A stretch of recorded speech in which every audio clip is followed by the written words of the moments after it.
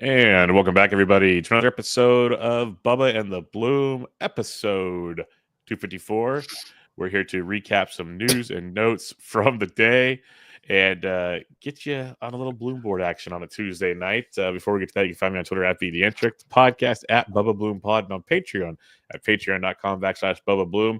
And my co-host, as always, on Twitter at RyanBHU. Ryan, how we doing, my friend? We almost picked up 500 extra episodes there with the wrong show up on the banner. That's what happens when I go to Chuck E. Cheese on a Tuesday. Everything's not where it's supposed to be. Dude, I can't believe who goes to Chuck E. Cheese on a Tuesday? That's a good idea. It's a good idea. Birthday party. But who does that? We do. It was an empty house. It was actually pretty nice. Yeah, Kids wild, no one in the way. It's beautiful. I somewhat they serve beer at Chuck E. Cheese. Did you know that? I actually extremely speak out of jealousy. That. Well, I didn't have any, because I had to go back to work. But I hadn't been to Chuck E. Cheese since I was a kid, so it was all new to me again. Yeah, I have not been to one in forever. No, I'm doing pretty good, man. Like outside of like every baseball player dying since we had our last show this past weekend, and then Monday, Tuesday, hanging in there. But yeah, doing well on a Tuesday night, my friend. How are you doing? Yeah, it's I'm doing well. Like I said, I'm recovering, but it's good. It's a Tuesday, all things considered. Everyone's happy, everyone's good. So yeah, not too bad. And I'm just trying to avoid all the major injuries, which I have not been able to do recently, which we'll get to shortly with Mr. Corbin Carroll. But we have some other fun stuff to discuss on this show, and we'll start with the positive, Ryan. We had another debut this season. A lot of prospects getting called up. This one panned out very nicely. Chase Burns of the Cincinnati Reds gets the call up, lit Twitter ablaze, lit Discord ablaze, because he was just lighting up the Yankees first time through the rotation. His welcome to the big league moments started to come a little after that, but still 5 innings, 3 runs, 8 strikeouts, looked great. Thoughts, my friend? I'm just thinking of what Fab's going to be like this coming weekend, both in NFBC, but also like in Touton labor. They have to be like on the active roster before you can Fab them. So in a bunch of leagues, Chase Burns is going to be a hot commodity. Like this is the only look we get at Burns as well. So that's the other thing. It's like we're not going to get another look at Burns. The minor league numbers I could rattle off just extremely nutso numbers at every single level for Burns. He gets a 2-step next week. Like it is going to be, and I don't know how this is going to pan out. Like he did look damn impressive today, though. You did make a good point, Bubba. Like, is the Yankees lineup really that great? But Burns looked awesome today. So it's going to be a decision you have to make looking at your pitching this coming, and we'll probably talk about it more on Thursday in Fab. But are you ready to empty the clip to get him? Because I think with this one start sample size that we have, that's what Fabbers are going to go off of going into a 2-step. Like it's a tough 2-step. It's 2 on the road. I think Boston and Philly, but it doesn't really matter. Chase Burns is going to be expensive as hell on Sunday. Yeah, because he's going to be one of the last big ones, since we don't know if Bubba Chandler's even alive to right. this point, according to the Pirates. Yep. So this is like one of the last real big starting pitching prospects to come up. Like we talk about what your team needs are. We talked about with Ben on Monday. Like we actually have a good feel of like we're at the midway point where you kind of know where you can maybe gain ground and everything. You know where your bigger weaknesses are in your team. You can't wait much longer, especially in the world of ratios. A guy that gets you a bunch of strikeouts like Burns, how many more of those guys come along type thing. So there's a reason to utilize some serious fab on Burns, but I wanted to mention a few things to that Yankees point. Over the last 30 days versus righties, 23% K rate, 247 average, 109 WRC plus. So they're still above league average, but not the juggernauts we once expected the Yankees to be, especially what they were when Trent Grisham and company were lighting the world on fire. And then you got Burns. Like my biggest concern with Burns, he started the year at high A, got all the way to AAA, made 13 total starts. It was great along the way, 89 Ks and 68 innings pitched. But what I'm wondering is he's throwing the 66 innings, throw 5 on the night, 71 innings, right? Coming into this in 2024, he threw 100 at Wake Forest.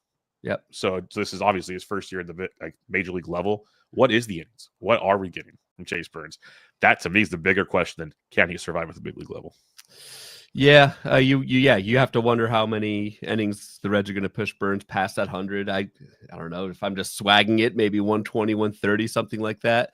So yeah, you just have to look at, and it's going to be, this is one where you do need to look at your categories, like where you're at in pitching. Did you just lose a Chris Sale, or have you, in the previous weeks, Pablo Lopez, whatever, have you been stashing Bubba Chandler, like you said, and you want to cut bait there?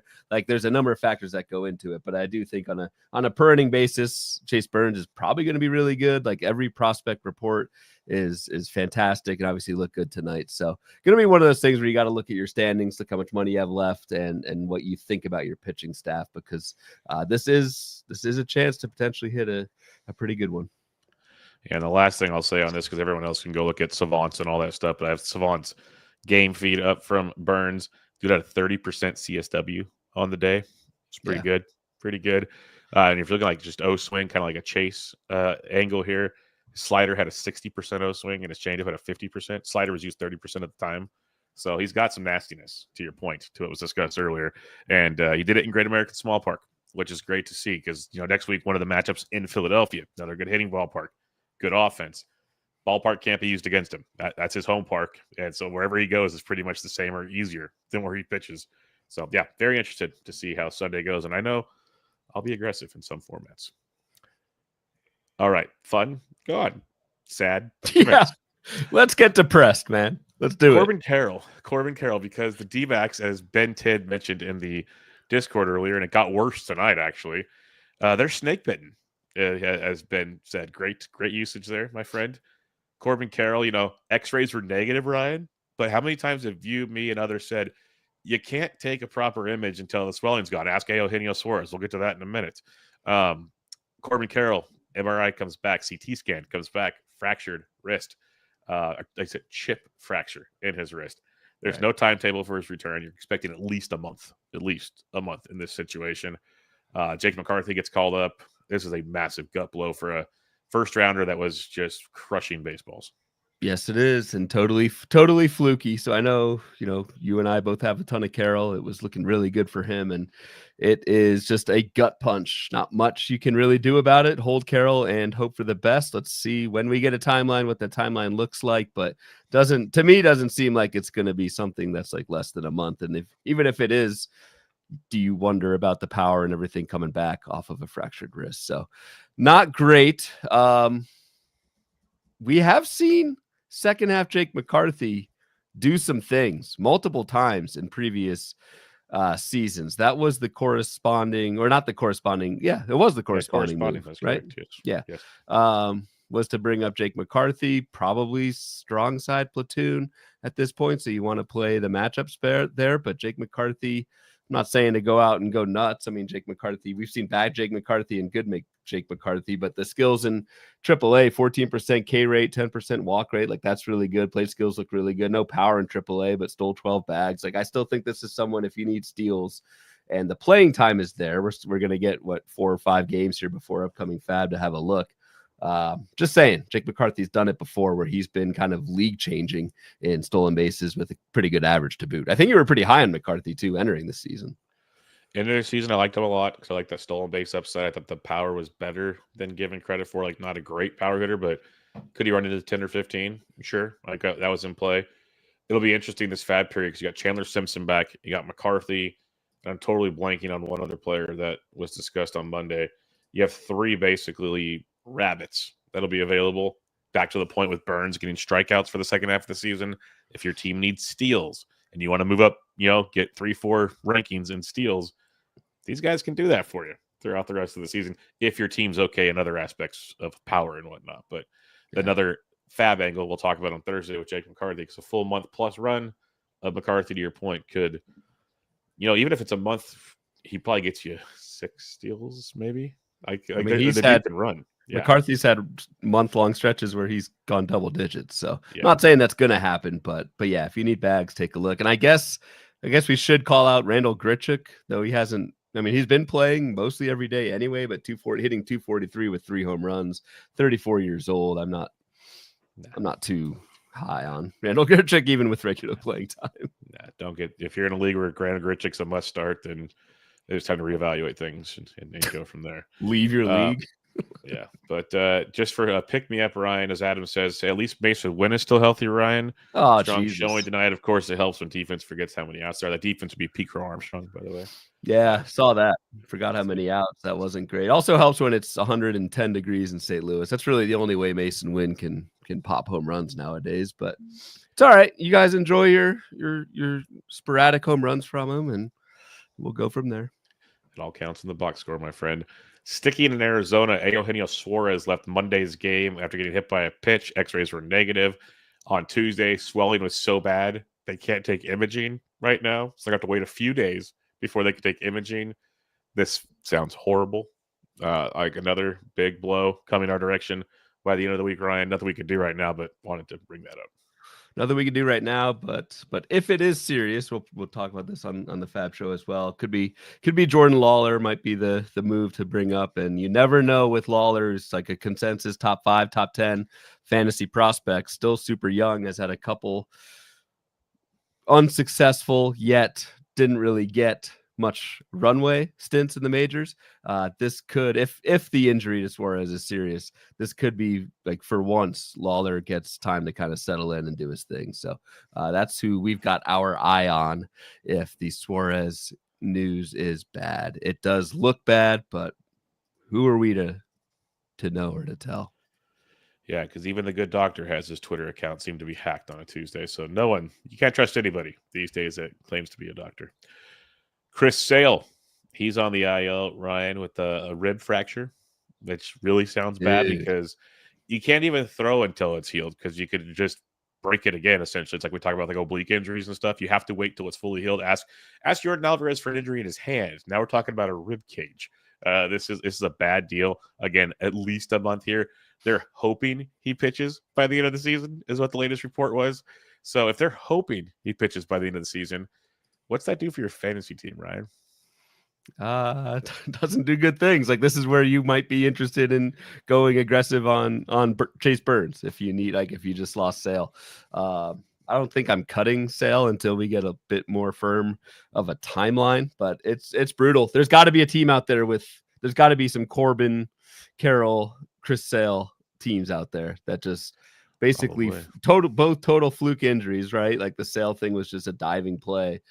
God, part of the game, but it's frustrating, especially losing pitching. Like, I don't know. Would you rather? I guess I'd rather. Who would you rather lose, Chris Sale or Corbin Carroll in like a 15-teamer? Weird. Ooh, a 15-teamer is different. Weirdly enough, probably still Chris Sale. As bad as that sounds. Yeah, it's tough. It's an interesting. I don't know. I think I'd rather have Sale than Corbin in a 15, just because it's so hard to replace pitching. But I don't know. Stream outfielders, but you're not. Okay, to be fair, you're not streaming either one of these guys. Like, you're not getting either one of them, period. Yeah. But, yeah, that's tricky. Like, I guess I'd say Carroll because I could go get a chance for Chase Burns this weekend, see how it works. But maybe Logan Henderson comes back at some time. That'd be great. But, yeah, not ideal in any situation. No. Not ideal is Sean Manaea, who is coming back from his oblique injury. Looked to be about one rehab start away from rejoining the Mets. Now shut down for 48 to 72 hours. So we had to get the abacus out to realize that's 2 to 3 days. Thanks, crack staff, beat reporters out there. He had a cortisone shot in his elbow for loose bodies they found in his elbow. I've never understood why they call it loose bodies when there's, whatever. But we'll find out later this week. The Manaea interview, the other team interviews, they don't seem concerned about it. I'm very concerned about it. Yeah, and this is going to be the ultimate test of like sunk cost, if it is something, because Sean Manaea, like at least in NFBC main event leagues and 50-teamers, still 100% roster. He was one of the most picked up players this past weekend. Okay, so a lot of that is recent pickups and not season-long stash. Yeah, I love the 48. Like, aren't pitchers shut down for 48 hours usually after they throw anyway? But when you have a cortisone shot, it's usually 2 to 3 days, no matter what. Anywhere in your body, your back, anywhere, it's 2 to 3 days, nothing. So that's why it's funny to me. It just goes back to like when Sean Manaea, if Sean Manaea, whatever, returns, like the chances of him being the Sean Manaea that we saw in the second half just last year seem to just be dwindling with every update that we get.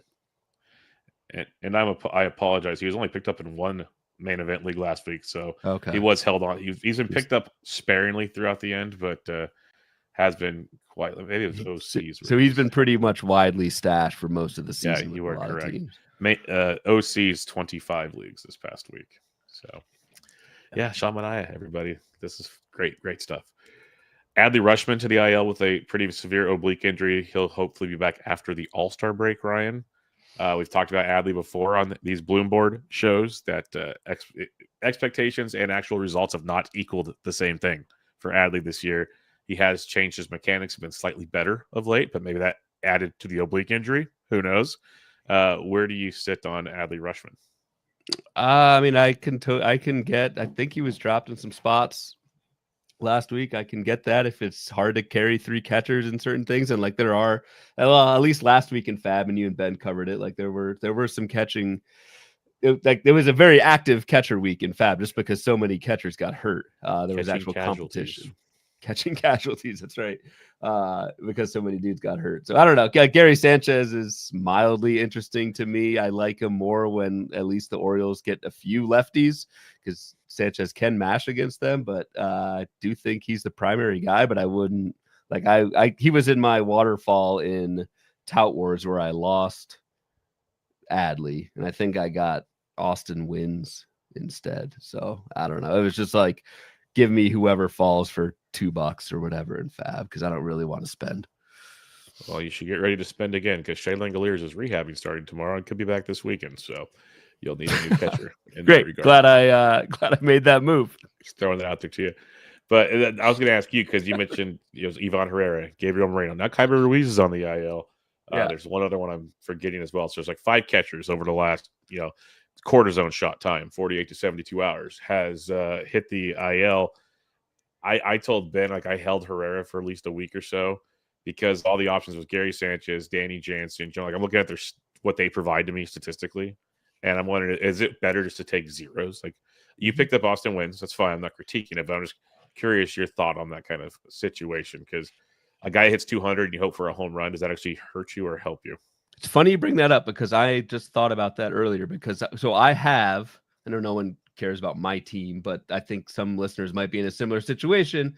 In labor, I've got Keeper Ruiz. I went big for like Jack Kaggs, a couple of. I've got $24 left in Fab, so I can only make 24 moves the rest of the season. Do I want to spend? And it says there's no $0. Like, do I want to spend $1 on a shitty catcher or just take a 0? Like I might actually just decide to take a 0 and hold the Fab. Granted, in like $1,000 Fab leagues or leagues, like even Tout Wars has $0 minimum. That sure, I'll bid $0 on catcher and see which one falls, or $1 or $2 in $1,000 Fab league. That works. But like in leagues where you have just $100 and like in labor where there's a $1 minimum, I'm actually heavily leaning towards taking a 0 unless there's someone catcher I really like that I would go $1 for. Yeah, no, I'm with you. So it's an interesting concept right now at this point of the year, like especially in your situation with only so many moves left on the table. Like, what do you do in that regard? How long's Keeber out for? What's my guy here? Uncle Ted's guy, actually. 10-day IL right now. He got smoked in the dome by a foul ball from his own teammates. Talking about keeping your head on a swivel, buddy. That's good stuff right there from a catcher. So yeah. Pretty just par for the course. The best contact he's made in a long time. All right. Get your shots in. Well, he's not even here to take them, which is fine. He's probably weeping somewhere because another injury it took place. Last bit of news here, Jake Berger. I want to ask you this one because of a comment you made in the Discord. Jake Berger goes to the IL with another oblique injury. He already had one this season. We had one last season. It's a theme with Jake Berger. We don't have a timetable for his return yet. They haven't released the grade of the strain. You mentioned you would drop him. Is this true? Yeah. I mean, I did drop him in at 12. Like, I mean, honestly, Jake Berger, he's hitting 220 with 10 home runs. It's not like this is, I hate to besmirch the good name of Jake Berger, but like there's a good chance even if Berger's like out a month, I can get him back, or like even if someone else bids highly on Jake Berger, like there's no guarantee, especially coming off, like you said, a recurring oblique thing that we've seen previous seasons. We've seen Berger come back and struggle for quite a bit off these oblique injuries. So I think if you're crunched for roster room, you don't have IL slots or whatever, you can drop Berger. Like I said, I did in my OC last week. All right. That'll wrap up our so exciting and, lethargic news and notes from the day. Just remember, Chase Burns led things off, folks. There was a positive in all of this. All right. As Andy says here, cleaning out all the expired Bubba's burgers from the freezer. Yep. Let's have a cook-off for the 4th. Have a couple of noons. Right. Salute. Yep. Au revoir, my friend, and go from there. All right. It's Bloom Board season. Let's get after it, my friend. This is another one kind of, to me, feels like a little Gene Segura-esque with we're going to go through some therapy here and see where it goes. Yeah, for half of these guys. So we did a similar exercise on the pitcher side a couple weeks ago, but since we are pretty much halfway through the season, at this point, I think we'll cross the halfway point officially this weekend. It's a good time to compare. What I did here was compare the biggest differences in the rest of season projections. So I combined Steamer and the Bat X, which is StatCast based.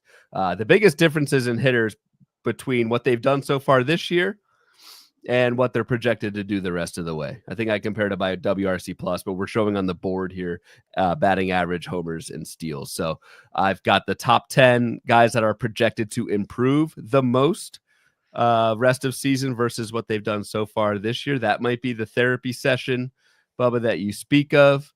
And then on the right side, the red side, are the projected faders. Two obvious names at the top that we probably won't even talk much about, and Cal Raleigh and Aaron Judge. But you've got the 10 guys who are projected to fall back the most from what they've done so far this season. Again, at the like true midway point of the season, I think it's a nice time for us to kind of say, do we believe in the year to date, or do we believe in the projection, or somewhere in between? So that's kind of the angle that I think we'll take with some of these guys. All right, so it's only fitting we kick things off with this Harris pisses me off, man. I can't right avoid this guy. I go on the list. I go on Genstad's RotoWire, I'm all excited, and then he sends me the rundown, and like the first name is how much Michael Harris has sucked. I'm like, oh man, this is ironic. I remember listening to that on the Monday morning after, and I texted you immediately. I'm like, wow, this is great, getting it from every show you go on. But let's start with Michael Harris, hitting 221 on the year, 6 homers, 11 stolen bases, just crushing things out there. Still, could get you 2020 if he gets hot. Projected to hit 269, which is obviously an improvement, but not what you wanted. You, for one, and others have always said we like Harris for his batting average upside. So 269 doesn't even give you a batting average upside, technically. But 10 homers, 11 steals, and he left Tuesday night's game after getting hit on the elbow by a pitch. So what's your thoughts on Michael Harris? Yeah, he's getting X-rays today. So what's your thoughts on Michael Harris the second? Dude, I was already like halfway down to the coffin, and he just kind of nailed it in there at the end. He got hit in the elbow. He had the elbow by a pitch, left the game. Going to get imaging after the game. I have not seen any reports since then. Why do I play this game? I don't know. I don't know. I don't have much to say. Freaking Michael Harris. Like the reason I have been high on Michael Harris before. The projections always seem to love Michael Harris. And to your point, Bubba, like he kind of he's shown spurts, shown like half season spurts before, but never has really quite lived up to the ADP and then also the projections. So we're kind of living on like 2022, 2023 seasons for Michael Harris. And we have not seen any year over year improvement. It's kind of been the same guy with less power. And then this year, like, especially with the Braves offense being what it is, it's just not great. So it's nice to see Michael Harris still projected to hit 270 with 10 home runs, 11 steals the rest of the way. I would be, as a Harris owner, I would be ecstatic for that at this point.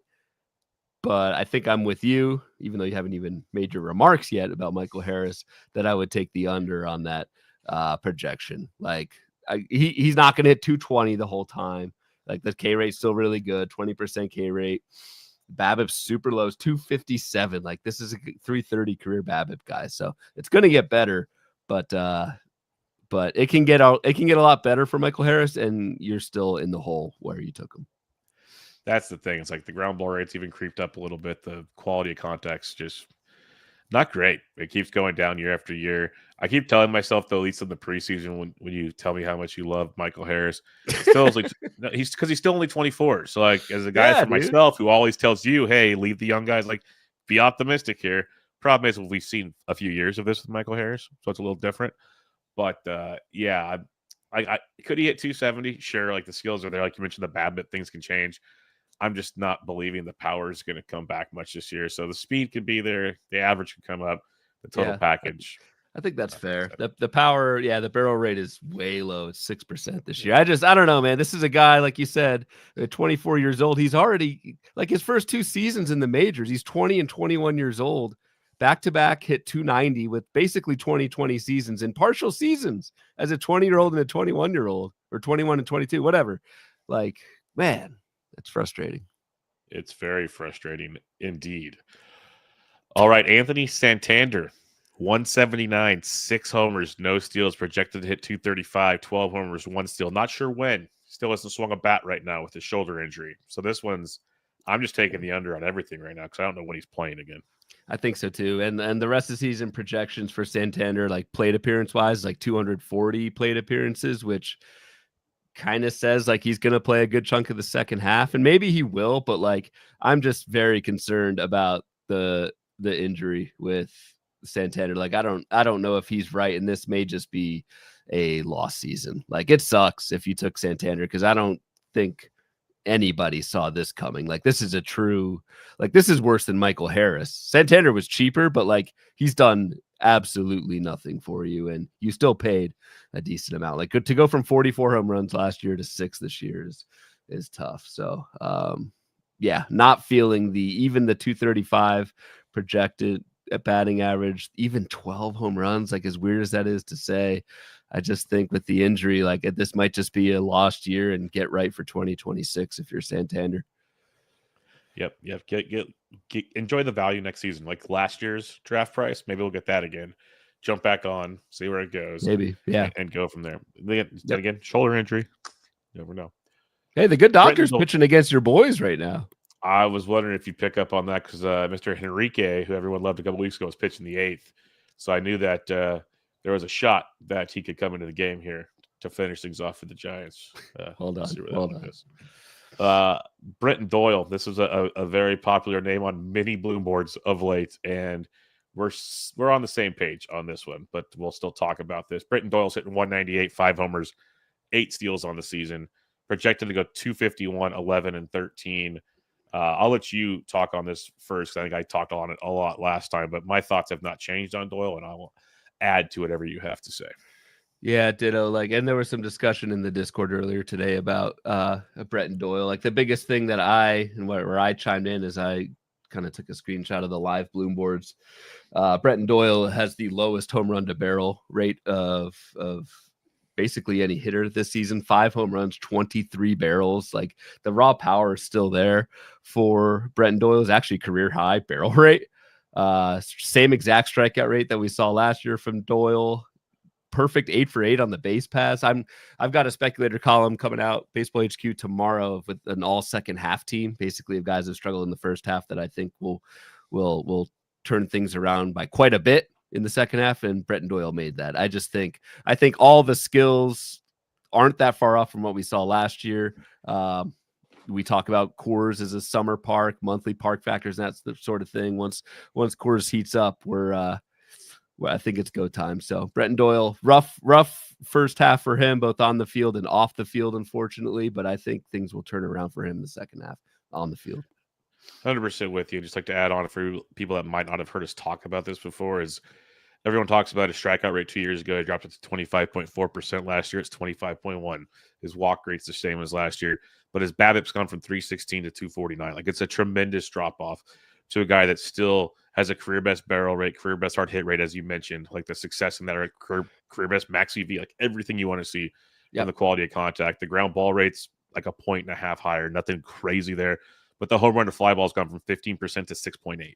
Like there's just so many little things. He's pulling the ball more than last season. It's like none of this makes sense. Like it looks like the same exact dude beneath the hood, if not a little better, honestly. So to my question, he hit 260 last year with 23 and 30. Do we take the over on 251, 11, and 13? I'm taking the over. I'll take the over on homers and bags. Yeah. I'll take the over on 11 homers and 13 bags the rest of the way for Doyle. I don't know if he hits 250. I didn't believe in the 260 batting average that he hit last year, but I could come close to it. So I'll take the over on homers and steals, the under on batting average. All right. Another positive note for us: Christian Moore walk-off dong. He had a double dong tonight. Dude, that's your guy, double dong. Jeez. The boy's legit. Like, just get ready, everybody, because OCs, he was not aggressively rostered the last couple of weeks, so that might change. Buckle up. Is he playing every day for the Angels now? Well, I mean, he should be now. Yeah, he should be. It just sucks. I can't even write about him anymore in a PT tomorrow because he's just locked in. Yeah, he's their second baseman, playing every single day right now. So hitting ninth, but that'll change, especially if we didn't mention it at the top, but Zach Neto. God, he's on a bunch of my teams too. Yeah, he left with a trainer after airmailing first base on a throw. And remember, in the preseason, we had a shoulder/elbow situation with Zach Neto that looked pretty much one of those things, if not both, took place on that throw. It did not look good. Jesus. All right, back to your regularly scheduled program. Luis Robert, 184, 7 homers, 22 steals. We've talked about him a few times. He hit his 8th home run on Tuesday night. It's really weird because, like, in DFS and points leagues, even though he strikes out, like, he's very good because he runs like crazy. He's somehow involved in runs or RBIs throughout a game. Like, he's very good in that world. But for Roto, the average is a killer. You want more power. But, and the good doctor got the script. Lubob, 238, 13, and 18 for the second half. Like, the power and the speed, sure, the power may be high, but I believe the power, honestly. It's the average. Does he get up to 238? Because it's been dreadful, Ryan. So what are your thoughts on Luis Robert Jr., who I think he's a lot better than he is. He's probably playing hurt like he always is, and maybe he gets traded as well.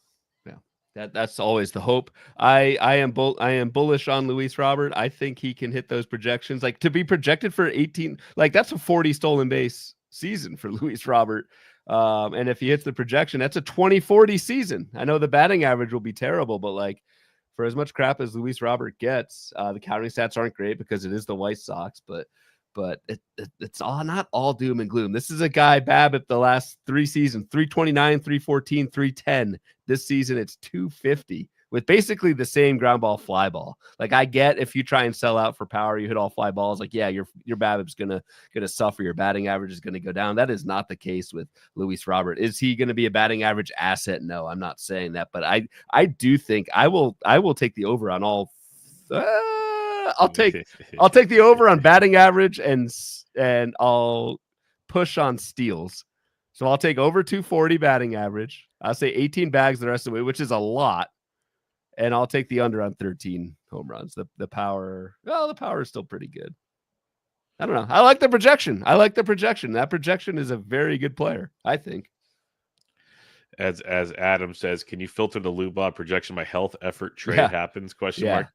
Yeah, I know. I it was a loaded part of the end of my synopsis there, but that's like, the bubble he lives in. That's the bubble he lives in. And like, honestly, like, I don't know, like the effort part. Like, would you? I mean, I'd be so pissed if I was still on the White Sox. Like, everyone else was gone. Well, look at O'Neal Cruz. He just got bounced again for not hustling. And I would also be so pissed. Yeah, like, I'm this talented on a team that doesn't care about winning. This is awesome. I don't know, man. Trade the guy. I think he's God. I don't know. Maybe I'll always be wrong on Luis Robert, but yeah, like Kevin says in the chat, 20 homers, 40 steals if these projections happen. And again, we're already halfway to hitting it, so I don't know. I'm gonna take the over on all 3. I think a big summer is coming Lubob's way. Okay. Very, very optimistic on that one. Joey Ortiz, 212, 2 homers, 8 steals, actually double donged on Tuesday. There's a theme on this board of guys having success on a Tuesday, at least some of them. He's projected for 243, 6, and 8. This one's trickier for me because it's been streaky, but he has played much better over like the last month compared to the first couple months of the season. Where do you sit on Joey Ortiz, who was an extremely popular draft target this year? Extremely popular draft target. Also pretty cheap, so it's not like this has killed you if you whiff on Joey Ortiz. I do think it's kind of funny that Joey Ortiz doubled his home run total since I made this board earlier this afternoon. I'm not too like stoked here, honestly. Like the batting average will go up from 212. I think he can go over 243, which is the projection, because he doesn't strike out much, he doesn't whiff much, but there's just no mustard on it, man. 2.5% barrel. Like, he's hit 5 barrels all season. Maybe that changes with what he did today. I didn't see the home runs, but there's just not enough oomph, and he runs, which is nice, 8 for 11 on the base pass. So I can get behind 8 stolen bases the rest of the way. But you add that all up, it's like 16 bags, 230, 240 batting average, and like 10 homers. There's not much there for me. No, it's an extremely deep league play is the best way I'll put it. Because like when we liked Ortiz, it was okay, he's gonna have like 280 plus and maybe 10 home runs and steal 20 plus bases. And you're like, okay, as a late pick, as you mentioned, definitely holds water. This does not, like he said, if it's still projections 8, 4, 8, and 16, does that really tickle the fancy? You can stream 243, 6, and 8 the rest of the way. You can stream better than that potentially, and not worry about that. So does it go over or under? I honestly don't know. I'm gonna probably say under, weirdly enough, but I'm not. I mean, even if he hits the projection, 243, 6 homers, not worth steals, it. like it's not worth it at all. Jorge Soler, 207, 8 homers, no steals on the season. He's on the IL with another injury, a back right now. Jorge Soler is projected for 232, 11, and 0. I weirdly want to say under on all of this. Right. Like, I don't know. Dude's 33. He's hurt. Like, and the under to all of this would be 232, 11 homers. Jorge Soler is a streamer at best at the moment, which is not saying much. Not even at the moment. He's hurt, like you said. So I don't know. Probably should have filtered him off this list. We said drop him last week. So we did. Before he got hurt. That's true. So we shouldn't, I guess, rehash. But yeah. All right, let's get back to a positive here. The mascot, Luis Rengifo, 219, 4 homers, 2 steals, and so far. Horrible. Dropped in most formats. But he's projected for 252, 4, and 6. What I'll say, Ryan, is 252, I can see. Like, he's been a batting average guy in the past. Like, I can see 252. I think he goes higher than 4 and 6. I think he goes higher than 4 homers. The steals is the question mark because he wasn't running much to begin with. But those 2 steals have come in like the last 2 weeks. So maybe he's getting healthy. I want to say over in all of them, but I'll say over in average and power. That is interesting with so I guess hear me out. Yeah, with the new manager or interim manager, I guess. I'm not sure what the latest is with Ron Washington, but the 2 steals came with Ron still. Oh, they did? Okay, never mind. So there goes that speculation. But hey, maybe with Zach Neto hurt, they need someone to run. I'm just looking for ways to get the mascot back up here. But if the mascot is not running, if Luis Rengifo is not running, I don't care, honestly, what batting average he hits because I don't know if the power's there. The power hasn't been there for a couple years for Rengifo. The draw was the stolen bases with a good batting average at many positions, which is why he was the mascot. So until we see a regular green light for Rengifo, I'm pretty bearish here. That's fair. It's not the best profile. There's a trend on this side of the board. Not the best profiles to get excited about. This is a popular one in the Discord. Andres Jimenez hitting 192, 4 homers, 9 steals. Remember way back at the beginning of the season when he was like the greatest things in the sliced bread? And then he got hurt. Yeah. And then he's come back and done nothing. He's projected for 259, 6, and 15. How are we feeling on that one? I'm still feeling pretty good. I know Andres Jimenez, he's been called Andres Segura in the Discord a little bit just because he is doing nothing for you yet playing every day. I don't know, man. Like the K rate's still really good. He just like the plate skills are awesome. It's a 16% K. Like that's a lot of bat on ball. I mean, one of the lowest BABIPs in all of baseball, 211 for a guy who's fast and has, a 45% ground ball rate, like hits the ball on the ground. I think this turns around. I don't know about the power. I wasn't drafting Andres Jimenez for the power anyway. Only hit 9 home runs and 633 plate appearances last season. But I think the batting average turns around a little bit. And Jimenez, unlike Rengifo, Jimenez at least ran before he was hurt 10 stolen base attempts this season, 9 for 10. So like he's been successful on the base pass. I would buy the 15 stolen base rest of season projection. I would also buy the 259 rest of season batting average and probably the 6 homers. So yeah, I like that projection for Andres Jimenez, and I think that's a decent middle infielder for you the rest of the way. Do you think he gets playing time over Ernie Clement? Just kidding. Honestly, against lefties, maybe. But yeah, the projection seems fair. Like it seems like a health thing for the most part with Jimenez. To your point, like get healthy, get back at it. He's been a batting average guy even when he struggles with his power, and the speed's always been there. So, like honestly, the 6 home runs is probably the one I have the hardest part with. The speed and the average, I'm pretty good on with Andres Jimenez as well. So you're pretty high on. Like, would you? So, like, I mean, I think he's a hold at 15. Oh, 100% a hold in 15. We've talked about like replacement value in 15s. It's tough. It's real tough out there. So, unless something pops up in your league that's is very glaring and is definitely an upgrade. Like you're not going to get Joey Ortiz, you're not going to get Luis Rengifo. Like you're not making those moves for him. So that's where it gets tough. All right, Mookie Betts 254, 9-6, projected for 281, 13-6. Now, one thing I will say, even 13-6 in the second half gives you 22-12. That is not what you wanted from Mookie Betts. No, and really, I mean, really, the 250 whatever. I didn't know he was hitting 254. That is notch this one up to the fade crew over here. Get out of here. Fade crew over here. Career best K rate. Elite K rate. Single digit strikeout rate for Mookie Betts. How could you predict, Bubba, that Mookie would have a 250 BABIP? That's crazy. What's the rest of the season projection? 281. I think he hit 280. Still below the bet standards. But yes, no, to your exact point, even if Mookie Betts hits the rest of the season projection of 281, 13-6, which I think he could do, honestly.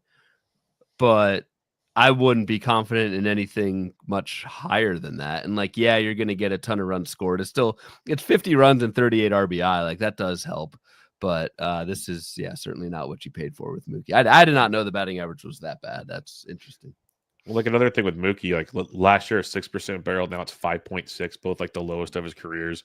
Down to 34% hard hit. Like there's some concerns. And it's not like he's hitting the ball on the ground a ton. It's 32%, still a 47% fly ball guy. He needs to chill out on the fly balls. Like, if you got a fly ball, and that's a really good point. That's probably part of the BABIP problem is if you hit a ton of fly balls, like you better make it count. And Mookie Betts, with his lack of power, is not making it count. Yeah, because if you look at everything else, like his own contact, it's all pretty much in line with years past. So it's a lot to do with just the quality of his contact. Maybe he should strike out more and take more pitches and see where things go. And people were early in the year saying, well, because he was, sick and all this stuff. Like, we're past that with Mookie Betts by now. So the one thing I will look at, just out of curiosity here, he has improved. Well, no, it's been 250, 258, 257. No, it's pretty much been the same every month with Mookie Betts. I was going to try to find a grain of salt in there for you, but it's not there. Just as Pete Fairbanks would put, just a consistent general type of suck. Just a consistent general type of suck, yes. All right, the last one on the potential risers side of things, and this one I'm blowing out of the water. Yainer Diaz hit 236 with 9 home runs and no steals in the first half. Or so far, he's projected for 275, 10-1. Just take the overs, right? Like, you can take whatever on steals. I don't care. Power and average, he's soaring over that. It's been a long day. I thought this was Yandy Diaz, and I was like, why would you think he would blow the projection out of the water? Full agree. Yainer Diaz. We saw this exact thing last year with Yainer, and I don't believe players are necessarily first half, second half guys, but like, yeah, Yainer Diaz, I'm taking the over 275, 10 homers. I think it can come within the Houston offense. That's been better. Jordan Alvarez is swinging off a tee today, so could get slightly better. My daughter swung off a tee on Saturday at the Giants game. Does she get to go play for the Astros tomorrow? Good Lord. I think we've already started to kind of see the turnaround with Yainer Diaz. So it was another brutal start to the season for him. I think he'll be just fine. And to be fair, June has been a kind of a bummer as well, but that's true. He's showing signs of life, especially in the quality of contact, which is what you want to see from Yainer Diaz. And to your point earlier, the team as a whole sucked early. They're all starting to get, like, Cam Smith's hitting. Altuve's doing his thing. Isaac Paredes is doing his thing. Jeremy Pena is awesome. So they're hitting well around him to help as well. All right, let's switch over to the following side of things. We are not going to talk about the dumper. We're not going to talk about Aaron Judge. Like, that's just common sense reality, right? It is. I mean, it's just real quick though. Look at the projection for Judge. He's still for Jesus Christ. That's exactly what I'm saying. Like for both Raleigh and Judge, you say they're projected to fall back like the most of any players. Aaron Judge still projected for the full season to hit 55 home runs and steal 11 bases to top it off and hit over 300. And like Cal Raleigh's projected to hit 19 more home runs, and that would be 51 home runs for Cal Raleigh. So with like 13 steals for a catcher. Yes. And exactly. Just tip of the cap to those two. So I don't think we need more. I just wanted to point out, like, he can still fall back and still have a hell of a season. It is something to be said, though, when projections are usually very like cautious, I guess, and you have two guys that are still projected to regress but hit over 50 home runs on the season. That's insane. Absolutely insane. And one of them's a catcher. Amen. Catchers matter. Ketel Marte hitting 316, 14 home runs, 2 steals on the season. Projected for 281, 14 and 4. Honestly, that's not a massive drop off, and I'm probably just fine with it. Yeah, agreed. Most of that's just batting average falling back from 316, which I don't think anyone's expecting Ketel Marte to hit 316 full season. So I'm fine with hit a home run tonight. Actually showing a 16% barrel, like by far the career best power skills for Ketel Marte. Better barrel rate than strikeout rate. There are not many hitters in baseball that can do that. So I think the fallback, if there even is one for Ketel Marte, like he could make up the batting average fallback with more homers. I might even take the over on 14 homers the rest of the way for Ketel Marte. Yeah. So excellent season. Miguel Garcia, 312, 8 and 17. I bet you that line surprises people because it's been very quiet from Miguel Garcia. Yeah. He had a really strong stretch for a while where you kind of started to notice him a little more, but as a whole, phenomenal stat line for the first half. Projected for 272, 5 and 16. You could probably maybe see more than 16 steals if he really got things going in the second half. You never know. But 272 and 5 seems fair. But yeah, I think the average is probably higher too, honestly. He's a batting average asset. And still another one. You combine the two, and it's a high 200s batting average with 13 homers and 33 bags. Like for where you drafted the I almost feel bad for calling him the off-brand mascot entering the season, like Kirkland brand. And he's been the best mascot. He has been. He has definitely been the best mascot. So we'll see where that one finishes up because he's leader in the clubhouse for potential 2026 mascot awards. We'll see where that one lines out. There you go. Will Smith hitting 328, 9 homers and 2 steals, regressing naturally, because this is what happens with Will Smith in the second half of the season. Projected to hit 270 with 11 home runs and 2 steals, which, like you said, 20 home runs and 4 steals. That's Will Smith in a nutshell, folks. Good, but not great. So what's your thoughts on this 270, 11 and 2? But with a good batting average in the best lineup in baseball. I know he takes days off. Is it really here comes your days off, comment. Yes, Will Smith doesn't get the playing time like some of these other guys who DH or play first or whatever. But I think, and we've talked about Will Smith before. I think whatever Will Smith gives back in batting average, I think he's going to make up for in homers. 20 barrels to just 9 home runs. Career best power for Will Smith beneath the hood. We have a beer bet. We've talked about both of these guys tonight. Rest of season, starting June 1st, which is good for me. Will Smith versus Yainer Diaz, 5x5 as of June 1st. Yep, so that's going to be a good one. Still very much up in the air, but I think they'll both be fine. They will both be fine. One will be better than the other, but they'll both be fine. But yeah, Will Smith's already showing his regressions. Hit 370 in May, down to 291 in June. Oh, 291, man. That's just awful, man. Hasn't stolen a base since the first month of the season. Like, what is wrong with him? Just total bum, man. 290 in June. Absolutely, he's falling off all the way. Man, only 5 walks in June. Like, where's the OBP skills? Yeah, walks. Yeah, really care about those in 5x5. So that's tough, man. Yeah, no, I'm feeling terrible right now about Will Smith. Clip it. All right, Jonathan Aranda, 325, 8 homers, no steals. As much as people talk about Jonathan Aranda, you feel like he had 15 home runs by now. because he's hitting well, but it feels like he's lighting the world on fire. And I see 8 home runs. I'm like, good batting average, because 8 home runs really doesn't move the needle for me at starting first base. But 259, 9-0 in the second half is probably very fair, honestly. And most games won't be in that ballpark in Tampa. Was just going to add, especially for a lefty, like that's huge to only have 8 home runs with the number of home games they've played is not a good look for Jonathan Aranda, nor is the 325 batting average. Like, yes, you've banked it, you've got it if you've been rostering Aranda, but my man's running a 415 BABIP. Like, it's when that batting average, and I think the batting average will crash, and that's what the projection is, to 260. It's a very run-of-the-mill corner infielder for me, even though he is playing every day. Like, I don't know, man. I feel like that's a good point for as much as Aranda gets talked about. You would think he'd have 15, but yeah, I don't know. Kind of not. I haven't really dove into Aranda too much, but I'm not too thrilled with what I see, to be honest. Yeah, like the skills are good, but not great, and the regression is surely coming his direction. Mentioned Jeremy Pena earlier. He's hitting 326, 11 homers, 15 steals, having an amazing season for the Astros. Gets better and better each year. Projected to go 277, 9, and 11. I would take power's pretty fair. I take the over in the steals, and average is probably fair too. I want to say over, but he's a career like 265, 270 hitter. I could definitely see Jeremy Pena. I mean, he's got a career high of 20. Excuse me.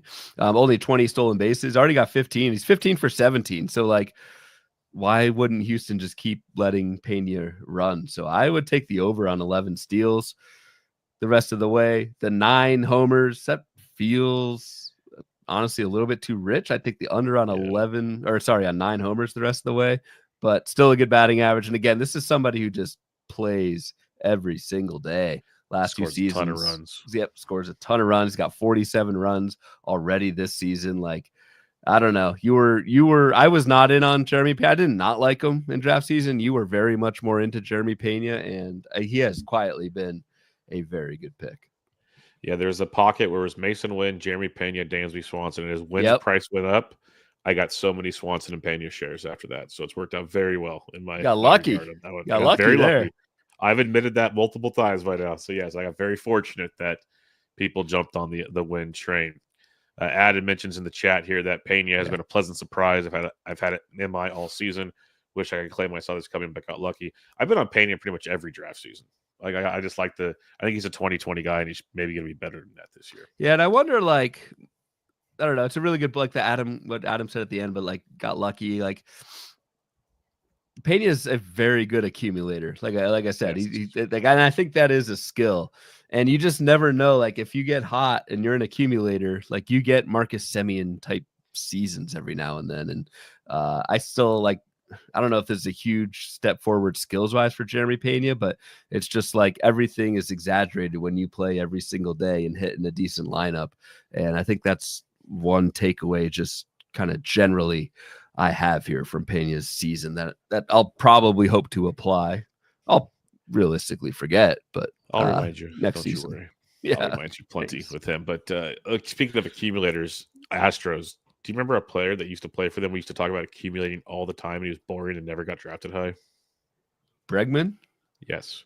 Now, I'm not saying he's going to get, we used to like Bregman because 180 to 200 runs and RBIs combined, but Pena can get you 150 to 160 and steal you more bases and probably hit you 20. Like, there's something about that team that they're that good offensively. You hit towards the top half of that lineup, you're going to accumulate. We just got to, it's the little things that you go, okay, I need to remember this next draft season.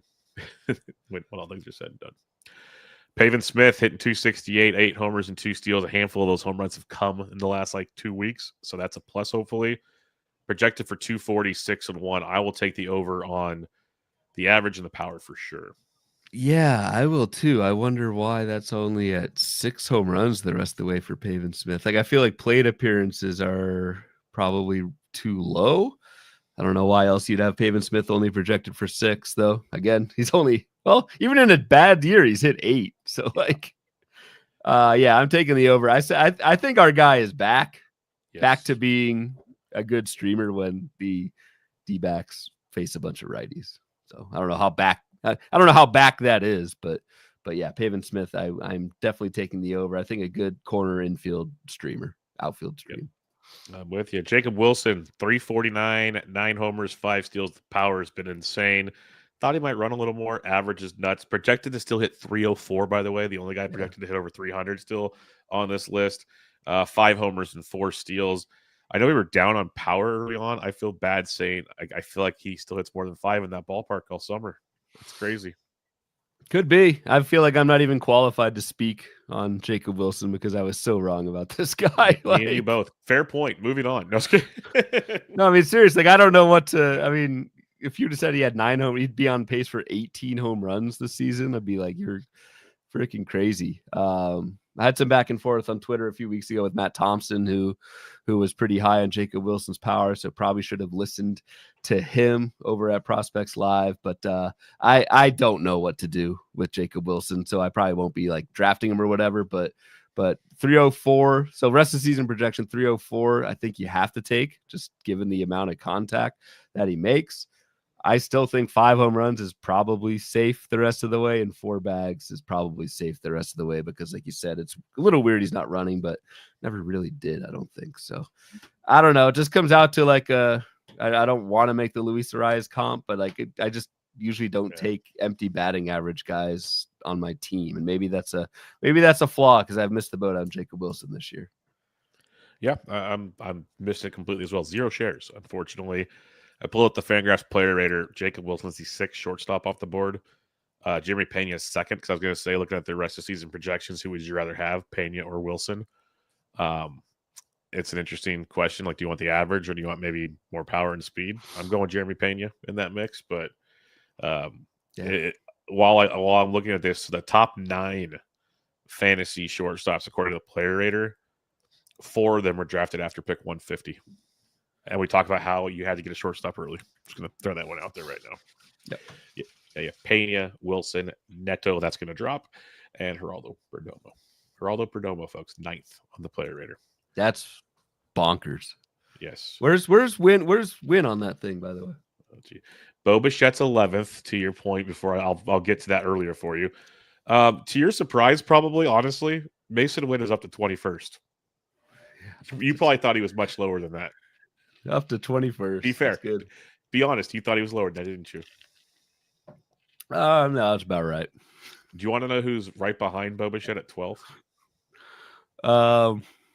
Yeah, I do. Mookie Betts. Oh God! Had to throw that in there because of what we talked about earlier. That's how things are rolling. That's tough. All right, the last one on the board here, Alex Bregman hitting 299, 11 homers, 1 steal, just raking before he got hurt. Now he's getting close to potentially getting on a rehab assignment and coming back for the Red Sox. Projected to go 267, 11, and 2. If he's healthy, I think he's higher in average and probably power and speed. Probably power. I wish Bregman would have stayed healthy this year for many reasons, but like he was the ultimate test in like how do you, and one player is never gonna confirm or deny the test, but like when someone who we all know who we thought we knew who Alex Bregman was, like established veteran, like pretty much could pencil in his stats every year and then just goes bonkers for 2 months. Like I feel like that's the hardest guy to project the rest of the way. Like the projection is obviously leaning towards the Alex Bregman that we've seen in previous seasons, and that's where I would lean. But would have liked to see Bregman stick this whole thing out just to see how that played out. Yeah, no, I'm with you. So I'm going to go over hoping things get better. All right, before we get to some listener questions, we do have a Zach Neto update from Rhett Bollinger. Oh, no. Beat reporter. Zach Neto jammed his right shoulder on his stolen base attempt in the 8th inning, but Ray Montgomery, interim coach, didn't have anything else to say post-game. So they're going to do more testing, and hopefully it's nothing more than that. But what is jammed that? His shoulder. Is that the same shoulder? Because that's how we heard it last year, stealing second. I'd imagine so. I'd have to go look into it, but yeah. So there you go. There you go. Jammed shoulder. What he missed? At least a month last time. Plus, he wasn't ready for the start of the season. He had surgery. Yeah, I mean, he missed 6 months. Yeah. So yeah, we'll get some more news on that, but that does not seem great by any means. Any final thoughts on these boards before the listener questions? It's an interesting exercise. It feels like we're about 50-50 on over-unders on this. Yeah, agreed. Interesting exercise, and I think a good time of the season to do this type of thing. Quick follow up on Jonathan Aranda. Maybe another further stab to me. Michael C says, by the way, Aranda has 41 RBI and 39 runs. The Rays have been quite hot lately. One of the actually maybe the best offense over the last month. One of the best offenses in baseball over the last month. This is the part that gets me. He's been equal to Freddie Freeman. So that's not great. Well done, Michael C. Well done, great. my friend. Freddie Freeman's been terrible lately. Outstanding. And then we got Scott Burke says same shoulder same for shoulder. Neto. So that's I don't know. That's not great. Not good at all. Not good at all. All right, we got some listener questions here. We got 2 from the old Twitter bot, and then we'll talk from the Discord here shortly. But Leslie says, with Carroll down for a while, what do you see as rest of the season for Austin Hayes, who's supposed to be rehabbing here this week? Can we trust the health? I don't think so. That's it. So, a healthy Austin Hayes, you're probably getting close to 10 home runs and 3 or 4 steals and hit 260. Yeah, which is usable, which is not bad. Yeah. Oh, I'd take him in a heartbeat. But yeah, how healthy is he going to be? Yeah. Yep. So, and then he says, she says also Michael Toglia, like roto standard categories. I think with 3 for 4. Yeah, he hit well again today. Yes. Yeah, 3 for 4 tonight with I think 2 doubles. Strikeout rate's gone down slightly. No, it hasn't. It's still super high. I mean, neither of us. Yeah, it's still really bad. Neither of us are minor league. Yep. So, I mean, we're not buying it, but again, we have missed out on very good week plus of Michael Toglia stats. I think he's a great streamer when Colorado's at home, but I think the market views him as more than that. So I think I speak for you as well that we're both not really buying it. But yeah, if you want to stream Toglia, go for it. Just jump off as soon as possible. I mean, the highs can be high because the power, some of the speed, but the lows are what got him sent to AAA in the first place. Yep, exactly. And I'm not playing that game, homie. All right, Dave Petroziello says, is my boy Kyle Stowers going to get it back together? He had that hand issue, and I'm hoping that was the problem the last month and not the league figuring him out. He might be my Corbin Carroll replacement if the spot I have him. Yeah, those are the types. To take that downgrade from Corbin Carroll to Kyle Stowers is not great. Has turned things around a little bit the last few weeks. So it was a pretty bad stretch there for late May and a lot of June. Maybe like Dave says, related to the hand. I don't know if it's the league figuring him out. Like the power is still really, really good for Kyle Stowers. It is a little bit ironic though that I'm saying he's going to be okay and Toglia is not, because is there that much of a difference between those two?